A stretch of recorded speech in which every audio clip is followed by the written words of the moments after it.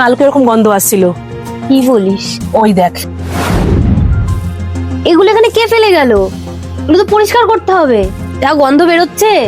কোনো লাভ নেই, কালকে এই জায়গাটা নোংরা করা ছিল, আমি কালকে পরিষ্কার করেছি। দেখ আজকে সকালবেলা আবার সেখানে নোংরা করে গেছে। তাহলে এখন কি করবো রে?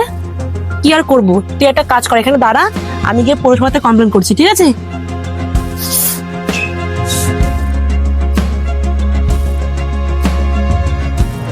শোন, আমার কাছে কোনো যদি প্রশ্ন করার থাকে, আমি ওই আসামে বটতলা থাকি, ওখানে চলে আসিস, আমায় পেয়ে যাবি।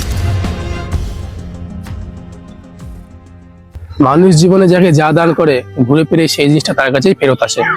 যদি এরকমই হয় সাধু বাবা, তাহলে আজকেই আমি আপনাকে চাল ডাল আপনার যা যা দরকার আমি আপনাকে সব দান করব। শুধু আমাকে এই সমস্যা থেকে আপনি মুক্ত করুন। এখন আর কোনো উপায় নেই। কিন্তু কোনো তো উপায় হবে সাধু বাবা। আমার হাতে কিচ্ছু নেই, কিন্তু হ্যাঁ, তোমার হাতেই সবকিছু আছে। আমার হাতে? কিন্তু আমার হাতে কি সাধু বাবা? তোমার কি মনে পড়ে যে আমি যখন তোমার বাড়িতে গেছিলাম, তোমাকে আমি কি বলেছিলাম? আমার বাড়িতে?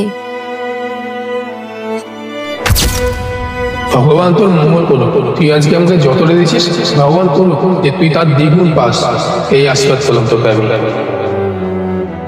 বম বম বলে। কি মনে পড়লো কিছু? হ্যাঁ সাধু বাবা, মনে পড়েছে। আর আপনি আমাকে কি বলতে চাইছেন আমি সেটাও বুঝতে পেরেছি। আমি চেষ্টা করব কাউকে যদি সাহায্য করি মন থেকে করার, আর কাউকে যদি কোনো কিছু দিই সেটা ভালো কিছু দেওয়ার। ঈশ্বরের অসীম কৃপা মা, তুমি সবকিছু বুঝতে পেরেছো। যাও বাড়ি যাও, সব ঠিক হয়ে যাবে। কি রে দিদি, এখানে নোংরাগুলো কোথায় গেল?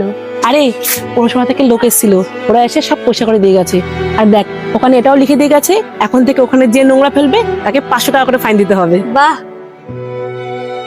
চল ঘরে চল।